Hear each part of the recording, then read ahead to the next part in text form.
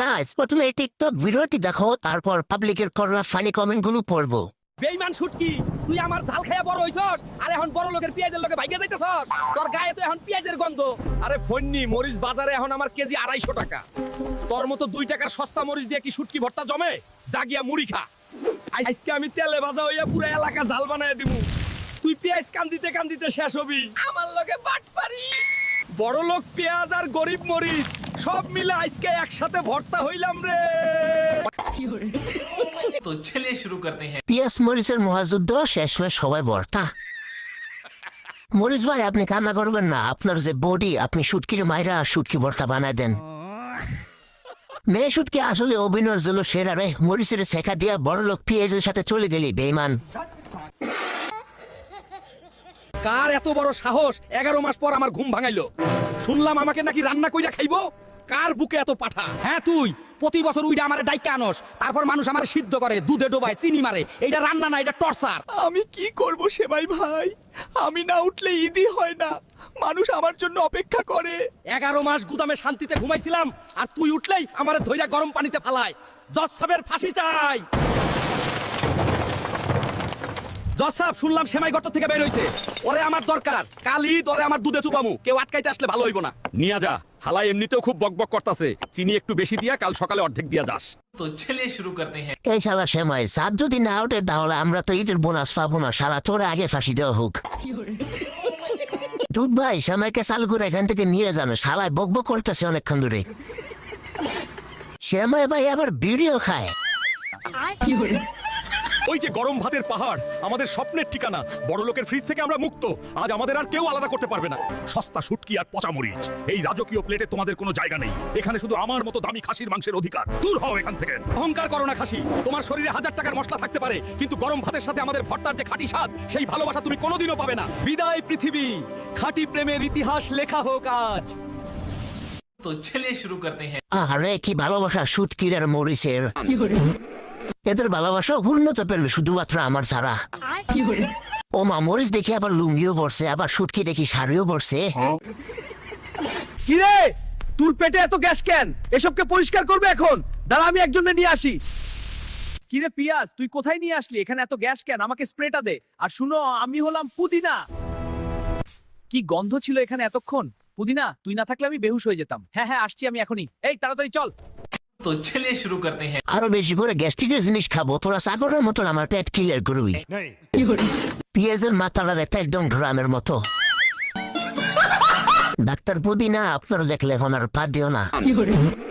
রে শালারা, আমার তো খাইতে চাস না। বলস গরিবের খাবার কচু হইছে দেখে আমারে গরিবের খাবার বলিস। আজকে আমারে মজা পাইয়া খাইছস, দেখ তোর কি অবস্থা করি। কি রে, আমারে খাইছস আবার গরিবের খাবার বলছিস? এই নে তোর গলার চুলকানি বাড়াইয়া দিতাছি। এমন চুলকানি দিমু বাপের জন্মেও আমারে ভুলবি না। যাক, আমারে খাইছস ভালো হইছে। যেহেতু আমার ভিতরে ফাইবার আছে, তার কারণে তোর পেটের ভিতরে ময়লা একটু পরিষ্কার করে দিচ্ছি। এই নে। तो चलिए शुरू करते हैं। ওই কসুর বাচ্চা কসু, গাড়ি দেশ কেন? কসুর লুঙ্গি বড়টা সেই রে। এমন চুলকানি দিছস, বাপের জন্মে কি দাদা জন্মে ভুলবো না বেটা। ওই বিয়া কসু ভাই, পেটের ভিতরে ময়লা দূর লাগতে মারবেন না, আমার পা এসে পড়ে। আমরা তোদের প্রস্রাবের কালার রে। আজকে তোদের শরীরের ভেতরের আসল অবস্থা চোখে আঙুল দিয়ে দেখিয়ে দেব রে। আমি লাল প্রস্রাব রে। আজে বাজে খাবার খেয়ে আমাকে লাল করেছিস, নাকি ভেতরে বড় কোনো রোগ বাঁধিয়েছিস? এখনই ডাক্তার দেখা রে, নালে কাঁদবি রে। আমি একদম ঘন কালচে প্রস্রাব রে। সারাদিনে একটু বেশি করে পানি খেতে পারিস না রে গাধা। বেশি করে পানি খা, তাহলেই আমি আবার নরমাল হয়ে যাব রে। আমি কমলা প্রস্রাব রে। তুই তো সারাদিন পানি খাস না, শরীর শুকিয়ে কাঠ হয়ে গেছে রে। আমাকে দেখেও যদি সাবধান না হস, তাহলে খবর আছে রে। আমার মাথায় ফেনা দেখছিস রে? এটা ফাজলামি না, তোর কিডনিতে বড় সমস্যা হতে পারে রে।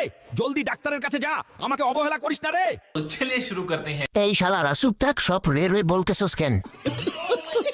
এই শালা হলুদ প্রস্রাব, আমি তো শরবত খাইছি তাই হলুদ প্রস্রাব বের হয়েছে। তুই অপমান করস কেন? আমার লাথি মেরে হারালাম কিন্তু একদম।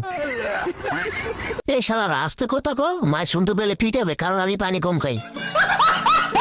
ওই মাইয়ারা, আইজ আমি কে জানো? আমি ফুসকা, তোমাগর জানের জান খাওন। কিন্তু কথা সত্য কই রে, অনেক জায়গায় আমারে বানায় পচা ময়দা দিয়া, নোংরা পানি দিয়া। এইরকম ফুসকা খাইলে পেট ঘুরে, বমি লাগে, ডায়রিয়া ধরতে পারে। তাই বুঝে শুনে পরিষ্কার জায়গার ফুসকাই খাইবা, নাইলে পেটের ভিতরেই ঝামেলা হয়ে যাইব। तो चलिए शुरू करते हैं। এই মিয়া ফুসকা ভাই, আপনি তো গোল হওয়ার কথা, আপনি লম্বা কেন? এত বুঝে শুনে খাওয়ার দরকার নাই, ব্যাটারির ভিতরে ঝামেলা হইলে হোক, তারপরে খাবো, কারণ আমরা ফুসকা লাভার। ঠিক বলেছো। ফুসকা ভাই একটা কথা কমু, এইটা আমি একটা চশমা কিনতে পারি নাই, আপনার চশমা আমার দিয়ে দিবেন? আমি শুকরের মাংস কুরআনে স্পষ্ট বলেছে আমি হারাম। এছাড়াও খেলে বাড়তে পারে কোলেস্টেরল, ওজন ও হৃদরোগের ঝুঁকি। সাবধান হও, সুস্থ থাকো। तो चलिए शुरू करते हैं। এই শালা শুকর, তোরে খামু কি? তোর দেখলেই তো গিনা লাই হর। শুকর ভাই, আপনার বুট কি ফুলে কেন? বাপরে, শেষ পর্যন্ত শুকরটাকে খেলু কে, আবার পেটের ভিতর গিয়ে কথাও বলে। আইরে, নিজের জীবনটা তেলের মধ্যে পুরাইয়া বিরিয়ানির ঘ্রাণ বানাইলাম, আর খাওয়ার সময় আমারই তুইলা ছুঁড়া ফেলে দিলা। আমি ঘাপটি মাইরা ভাতের নিচে লুকাইয়া থাকি, দাঁতের নিচে পইরা যখন বিরিয়ানির মুডটা নষ্ট করি, তখন যে কি মজা লাগে। আহারে বেঈমান দুনিয়া, ঘ্রাণ দিলাম আমি, আর হাড্ডির লগে ডাস্টবিনে বইরে আছি আমি, আর ওই শয়তান এলাচ কেমনে লুকাইলো দেখলা? तो चलिए शुरू करते हैं। আহারে, তেজপাতার কি কষ্ট। তেজপাতা ভাই, আপনি চিন্তা করেন না, এলাচের পাইলে ধুইরা মারমু।